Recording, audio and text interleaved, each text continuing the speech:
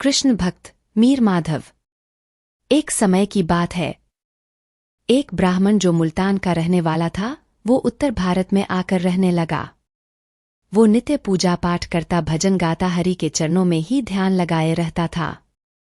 वह ब्राह्मण जिस घर में रहता था, उसी घर में अन्य व्यक्ति भी रहता था। वो व्यक्ति मुगल राजा का दरबारी था।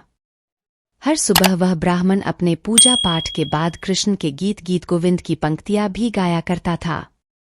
एक तो गीत गोविंद रचना का रस, दूसरा उस ब्राह्मण की वाणी का कौशल। ऐसे में वहां का वातावरण बड़ा ही मनोरम और भक्तिमय हो जाया करता। जिस समय ब्राह्मण देव गीत गोविंद के पद गाते, उसी समय वो मुगल दरबारी अपने काम को निकलता और सीढ़ियों तक आते हुए जब उस भजन के स्वर उसके कानों पड़ते, तो वो भाव विभोर हो कुछ पल के लिए उस भजन में खोकर वहीं खड़ा हो जाता। जब ब्राह्मण देव भजन को विराम देते, तभी वो दरबारी भी अपने काम पर चला जाता। ऐसे ही कुछ समय बीत गया। दरबारी के भजन सुनने की बात जब ब्राह्मण देव को पता चली, तो एक दिन उन्होंने उस दरबारी से पूछा, महोदय, आप हर दिन इस भजन को सुनते हैं? तो दरबारी ने कहा, हाँ सुनता तो हूं और अच्छा भी लगता है, परंतु उसकी पंक्तियां समझ नहीं आती हैं।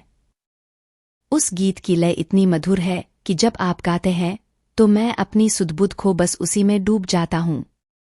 यह कहकर उस दरबारी ने ब्राह्मण देव से पूछा, ब्राह्मण देव, आप ये भजन कहाँ से सीखे हैं?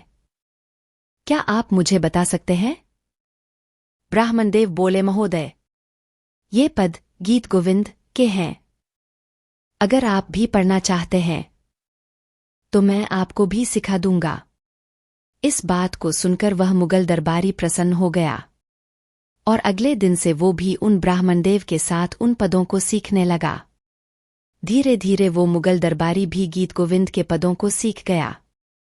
अब वो दोनों मिलाकर हर सुबह साथ में उन पदों को गाने लगे। एक दिन जब वो दोनों साथ बैठे थे, तब ब्राह्मण ने उस दरबारी से कहा कि आप इन पदों को गाते तो है, लेकिन हर किसी स्थान पर इन पदों को मत गाना, क्योंकि ये पद कोई साधारण पद नहीं है। यह सुनकर उस दरबारी ने पूछा, ऐसा क्या है इन पदों? यह सुनकर ब्राह्मण देव बोले, महोदय, ये पद जहां कहीं ये गाए जाते हैं, तो इन्हें सुनने को भगवान श्री कृष्ण वहां स्वयं उपस्थित रहते हैं। इसलिए जब भी आप इन्हें गाए तो श्री कृष्ण के लिए एक आसन लगा दिया करें। यह सुनकर उस मुगल दरबारी ने कहा, ब्राह्मण देव, ऐसा कर पाना तो थोड़ा मुश्किल होगा, क्योंकि हम तो किसी और का कार्य करते हैं। दरबार में कभी कभी तो रात में भी कार्य करना पड़ता है, कभी तो कई दिनों तक घर पर भी नहीं आ पाते हैं। ऐसे में हम इस नियम का पालन कैसे करें? तब ब्राह्मण देव ने कहा, अगर ऐसा है तो जब आप घोड़े पर सवार होकर कहीं जाते हैं, आप तब उस घोड़े पर अपने आगे कृष्ण जी के लिए भी एक बिछौना डाल दिया करें। मार्ग में चलते हुए जब आप गीत गोविंद के पदों गान करें, तो मन में ये भाव हो कि श्री कृष्ण इसी आसन पर विराजमान है। ये बात उस मुगल दरबारी को भली लगी। अगले दिन से उसने यही नियम बना लिया। अब जब भी वो घर या दरबार से बाहर होता तो वही करता जो ब्राह्मण देव ने बताया था। जब भी वो घोड़े पर जा रहा होता तो चलते हुए ही वो गीत गोविंद के पद गुनगुनाया करता। साथ ही अपने आगे श्री कृष्ण के लिए आसन भी बिछा लेता था। एक दिन की बात है, ज्यों ही वो दरबार में पहुंचा, त्यों ही उसको किसी कार्य से जाने की आज्ञा मिली। ऐसे में वो जैसा खड़ा था वैसे ही घोड़े पर सवार होकर चल दिया, और जो श्री कृष्ण के लिए बिछौना भी नहीं बिछा पाया। चलते चलते सदा की भांति वो उन पदों को गाने लगा। गाते हुए वो रास्ते पर अपनी ही धुन में चला जा रहा था। तभी चलते चलते अचानक उसे अपने पीछे घुंघरू की आवाज प्रतीत हुई। शुरू में तो उसने उन्हें अनदेखा कर दिया। उसे लगा कि ये मेरा भ्रम होगा, किंतु कुछ दूर चलने पर जब उसे फिर से वही ध्वनि सुनाई पड़ी, तो उस मुगल दरबारी ने घोड़े को रोक उतर कर देखा। जब वो अपने चारों ओर उस ध्वनि के स्रोत को देख रहा था, तभी अचानक श्री कृष्ण ने प्रकट होकर उससे पूछा, आप घोड़े से क्यों उतर गए और इतना सुंदर गान बीच में ही क्यों बंद कर दिया? उस मनोहारी छवि को देखकर वह दरबारी तो हक्का बक्का हो गया। उस सामरी सलोनी छवि को देखकर वो तो जड़वत श्रीकृष्ण की तरफ देखता ही रह गया। उस सूरत को देखकर मानो वो तो पलक झपकाना भी भूल गया था। कृष्ण के उस रूप को देखकर वह इतना भावविह्वल हो गया कि उसके मुख से कोई स्वर भी नहीं निकल पा रहा था। कुछ क्षण वह जड़वत रहा। जब वो थोड़ा चेतना में पुन आया तो वो आंखों में अश्रु भरकर बोला, आप तो संसार के मालिक हो, फिर आप मेरे पीछे पीछे भागे क्यों आ रहे हो? उसकी बात सुनकर श्रीकृष्ण अपने होठों पर मुस्कान धरकर बोले, मैं पीछे भागा हुआ नहीं आ रहा था, अपितु मैं तो तुम्हारे उन पदों के गायन के साथ नृत्य कर रहा था।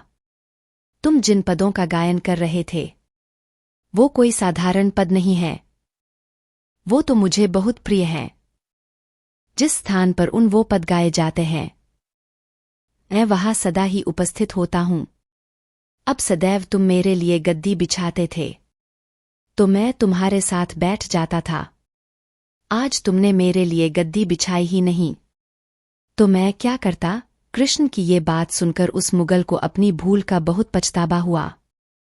उसे मन अपने इस अपराध के कारण ग्लानि से भर गया। उसकी आंखों में अश्रु भर आए थे।